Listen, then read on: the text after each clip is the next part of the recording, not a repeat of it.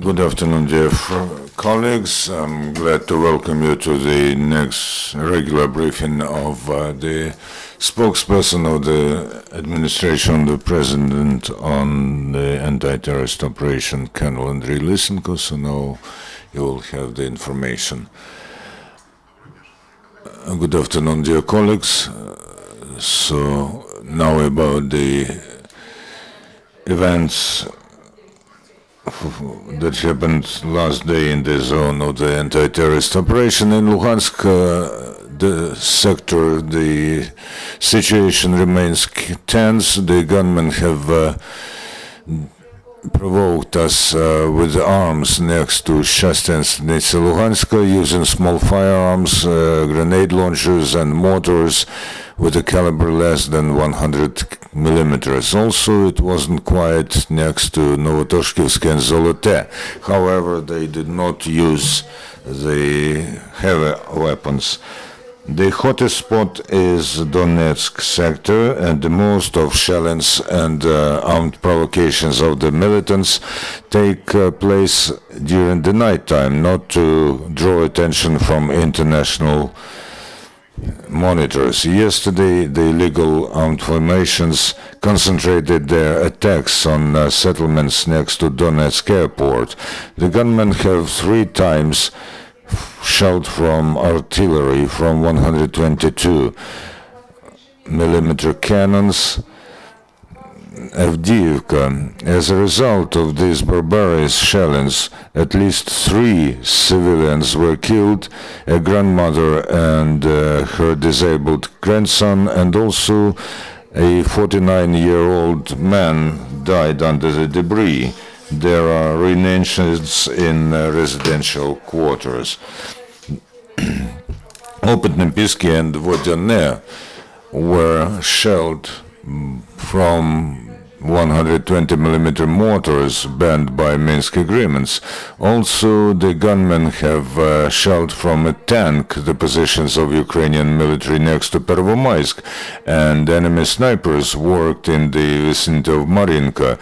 As our bodyguards report, the gunmen snipers were firing at the forces of anti-terrorist operation over several hours. However, Ukrainian military were not killed or wounded. In Mariupol sector, the Ukrainian military have successfully repelled a attack of the enemy subversive group, which numbered up to 5 militants. Besides, next to Shirokine, there was a short-timed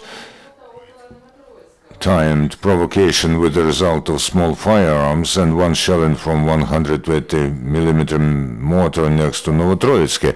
The Ukrainian bodyguards have detected the flight of 4 enemy drones in Donetsk and Luhansk region.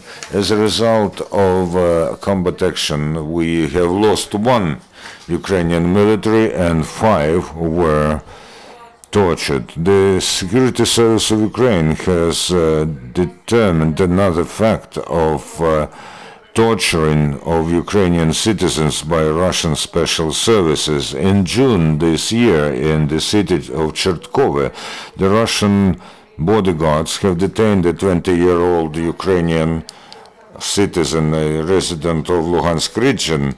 They were questioning him on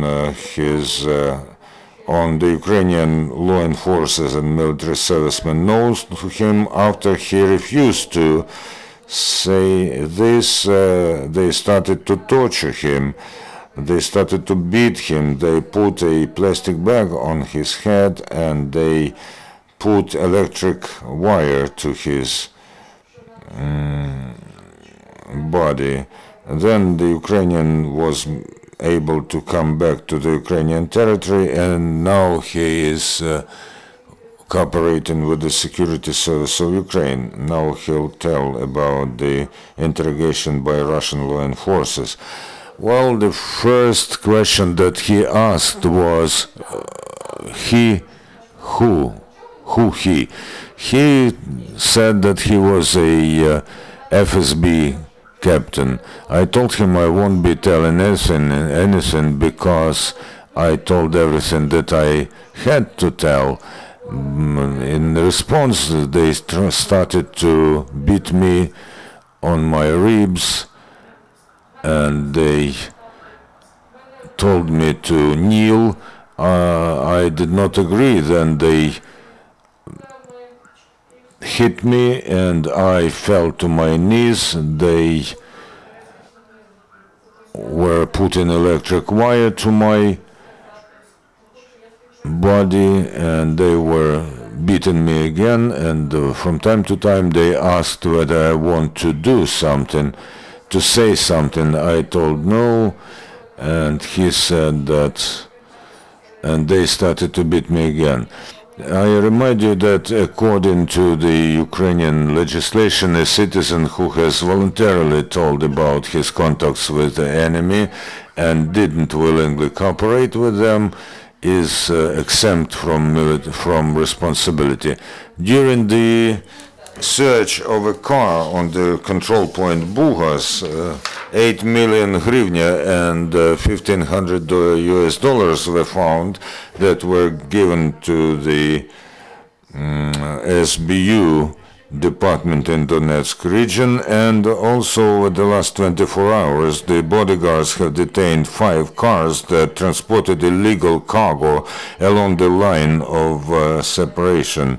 They tried to move around control points, but the crime was prevented. The Ukrainian law enforcers have searched a private house and other buildings in Avdiivka, and they found 2 hand grenade launchers of different modifications, 5 grenades, 6 underbarrel grenade launchers and rounds. In Kharkiv, the security service operatives have detained a subversive agent nicknamed Schmidt, who was a member of the criminal organization so-called Kharkiv Partisan. In the spring of last year, he took part in the seizure of the building of the Kharkiv regional administration, and then he joined the bandit formation LNR. In September last year, he undergone subversive training in camps on the territory of Belgorod and Rostov regions of Russian Federation under the guidance of Russian instructors. For the last 9 months, he was at war with he took part in combat action against the Ukrainian army in the illegal armed formation Don. He went to Kharkiv in the second part of May, and according to his instructions, he had to effect 2 terrorist acts before the 20th of July. He planned to explode and device during the pro-Ukrainian rallies that were planned. Another explosive device had to explode in one of the volunteer points. During this search, where the subversive agent lived, 2 hand grenades were detected, confiscated over 1 kilo of plastic explosive, 2 electric detonators, and a Makarov pistol. The procurators and security service operatives have confiscated in Kiev a set of equipment for illegal tapping of mobile connection. The set can at one time tap 128 customers, and its price is over $200,000 US. At the moment, they're trying to find out who was the client for this set. In the Donetsk region, the Ukrainian policemen have undergone training under the guidance of experts of the Ministry of Internal Affairs.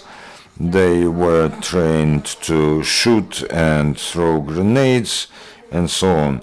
The Ternopil law enforcers have come back from the east of Ukraine. They were on service in Popasna, a frontline town in Luhansk region. They have been shelled and fired at more than once, but they came home without losses. Also, policemen from Sumy region have come home. Not only men were in this detachment, but women as well. And during they have got certificates of being participants in the combat action. If there are any questions, I'll be glad to answer. Can you tell us how many shellings there were in Donbass for last day? No, we don't have an aggregate figure.